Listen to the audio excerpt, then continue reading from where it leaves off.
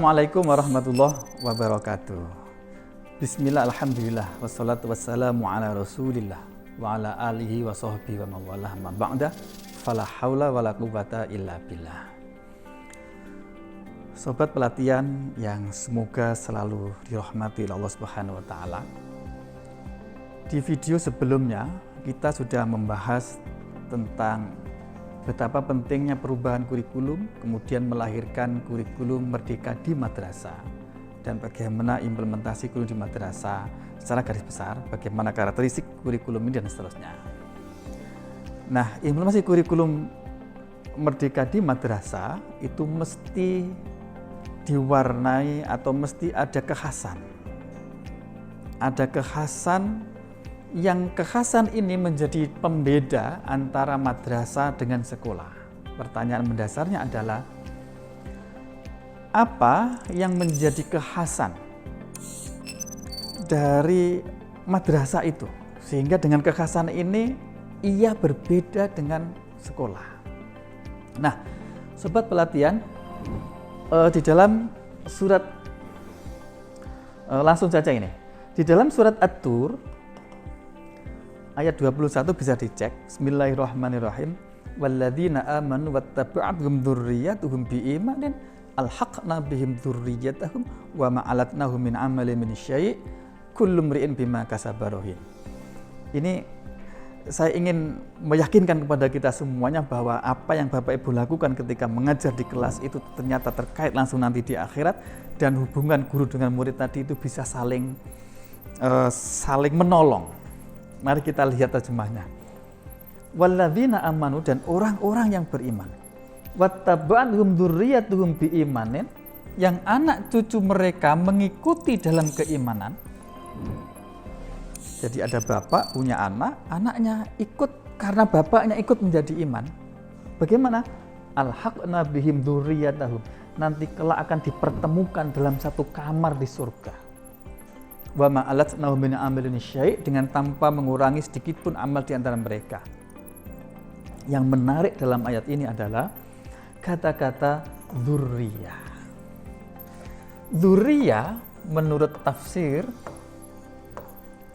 As-Sawi atau tafsir Jalalain itu ada dua. Ada dzurriyah bin nasab, ada dzurriyah bis sabab. Dzurriyyah bin nasab jelas anak cucu tunggal darah, anak cucu buyut cangga wareng uduk siwur dan seterusnya, itu jelas. Jadi kalau bapak anaknya ikut iman, maka nanti akan dipertemukan dalam satu kamar surga. Yang menarik ini dzurriyyah bis sabab. Apa itu dzurriyyah bis sabab? Ini kira-kira definisinya begini menurut tafsir. Adalah hubungan dua orang atau lebih yang diikat dengan mahabbah fillah yang memunculkan amal soleh. Saya ulangi. Dzurriyyah bis sabab itu adalah hubungan dua orang atau lebih yang diikat dengan mahabbah fillah yang memunculkan amal soleh. Coba kita perhatikan. Definisi ini kan hubungan guru dengan murid. Guru murid dipertemukan dalam kelas semata-mata karena guru ingin mengamalkan ilmunya, murid ingin menjadi pandai, menjadi pintar untuk menyiapkan diri, memunculkan amal soleh, yaitu proses taklim wa ta'allum. Berarti hubungan guru dengan murid tadi itu sudah memenuhi definisi bis sabab ini. Nah, dzurriyyah bis sabab inilah nanti kelak akan bisa mempengaruhi alhaqna bihim dzurriyyatahum.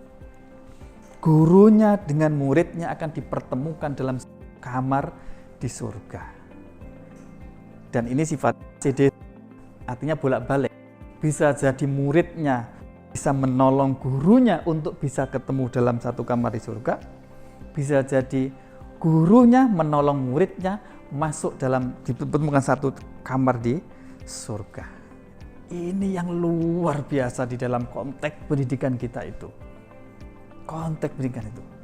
Jadi hubungan guru dengan murid tidak sekedar itu hubungan niawi, tapi itu ada dampak nanti di akhirat kalau diikat dengan mahabbah fillah.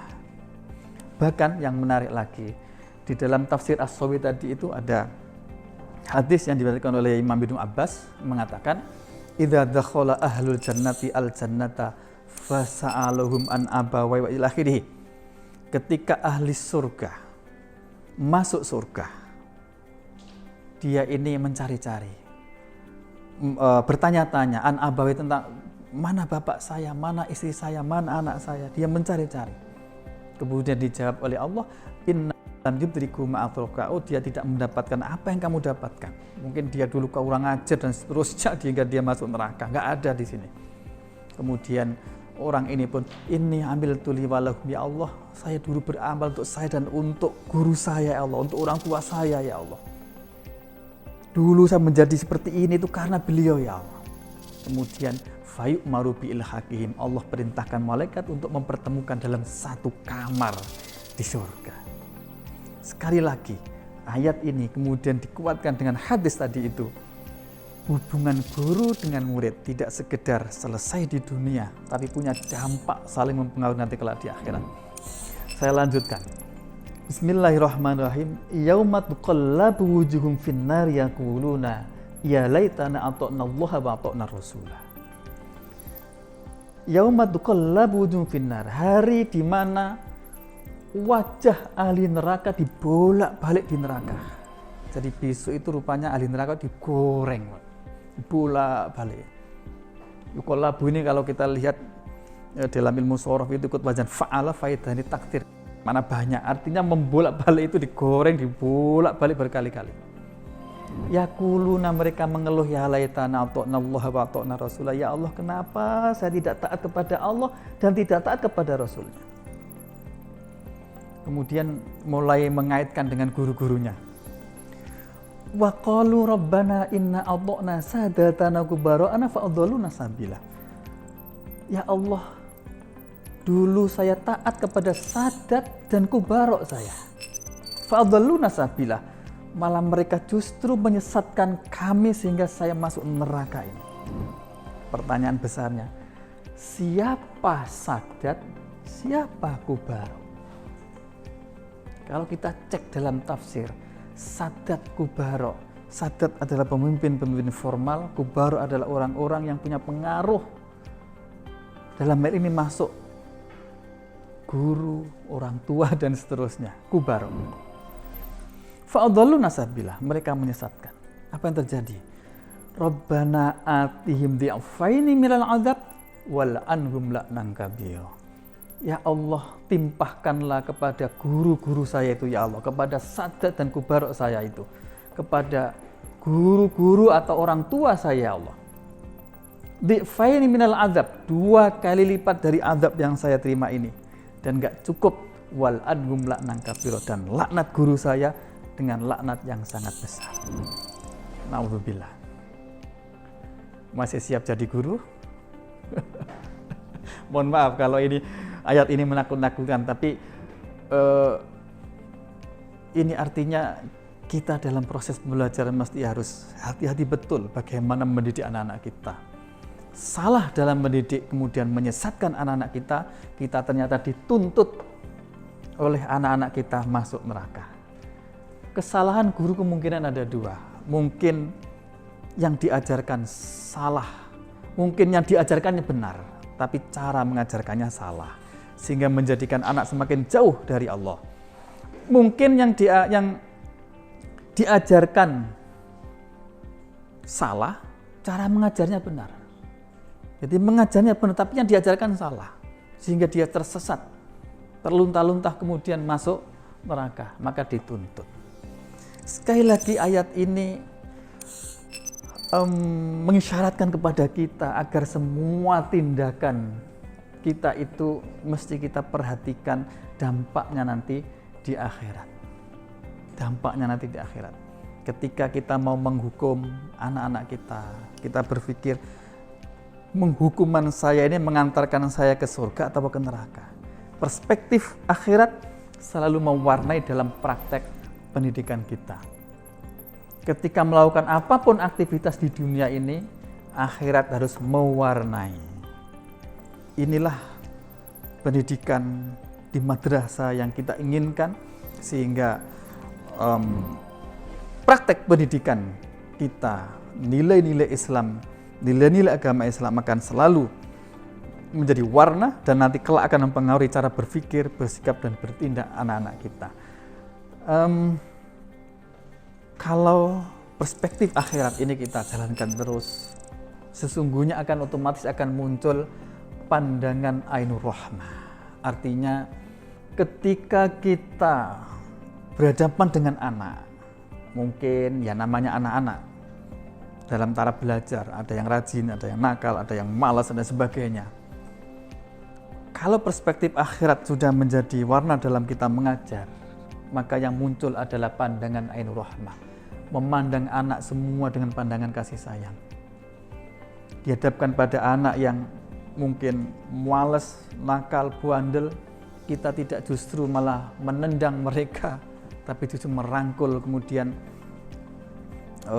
membimbing anak ini untuk menjadi lebih baik, bukan malah menjauhi, apalagi menjadikan anak ini semakin jauh dari kehidupan pendidikan itu.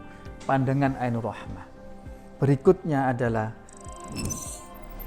hati nurani sebagai sasaran utama. Artinya begini, kita tahu bahwa dalam hadis, ala inna fil jasadi mudghatan fa in fasadat fa fasadat kulluh fa in saluhat fa saluhat jasad kulluh wa in fasadat fasadat kulluh. Hadis Nabi Aukamakol, ingat bahwa di dalam diri ini itu ada segumpal daging. Kalau daging ini baik, maka seluruh perilaku anggota tubuh ini menjadi baik. Kalau segumpal daging ini itu buruk, jelek, maka seluruh perilaku anggota tubuh akan menjadi buruk. Apa itu? Qalb adalah hati. Hati di dalam pendidikan Islam itu mesti menjadi sasaran utama dari proses pendidikan itu sendiri. Sesungguhnya pendidikan itu adalah urusan hati. Bagaimana mempengaruhi hati? Karena dengan hati inilah sangat tergantung nanti perilaku manusia itu. Berikutnya adalah akhlak di atas ilmu pengetahuan. Pendidikan di madrasah itu mesti menjadikan akhlak itu diutamakan dari sekedar mencapai kompetensi-kompetensi yang sifatnya pengetahuan. Kenapa? Karena sesungguhnya begini, kemampuan ilmu pengetahuan yang berada di dalam diri seseorang yang tidak berakhlak, maka ilmu tadi itu punya potensi daya rusak yang besar. Saya ulangi, orang itu semakin pintar, kalau akhlaknya buruk, maka potensi daya rusaknya itu akan semakin besar daripada orang biasa-biasa. Ini artinya apa? Artinya dalam pendidikan madrasah, akhlak mesti diutamakan daripada ilmu pengetahuan itu sendiri. Man izdada ilman walam yazdad hudan lam yazdad minallah illa bu'dan. Barang siapa yang bertambah ilmunya tapi tidak bertambah hidayahnya, tidak semakin baik akhlaknya, tidak membuat dia semakin dekat dengan Allah, tapi membuat dia semakin jauh. Karena itu akhlak menjadi pengendali dari ilmu pengetahuan itu. Akhlak menjadi hal yang utama. Nah, sobat pelatihan yang berbahagia, pada akhirnya semua karakteristik, nilai-nilai yang menjadi ciri khas madrasah yang akan membedakan antara proses pembelajaran dan pendidikan di madrasah dengan sekolah dan atau dengan lembaga lain tadi itu, mari bersama-sama kita implementasikan dalam mewarnai proses pendidikan yang ada di madrasah. Tentu ini sesuatu yang tidak mudah di tengah situasi kemajuan teknologi, kemajuan dan perubahan dunia yang materialistik, yang dan hedonisme yang luar biasa ini, tentu tidak mudah. Tapi dengan menurunkan nilai-nilai agama Islam yang tadi kita bahas, yang saya jelaskan tadi itu dalam praktek pendidikan kita di madrasah,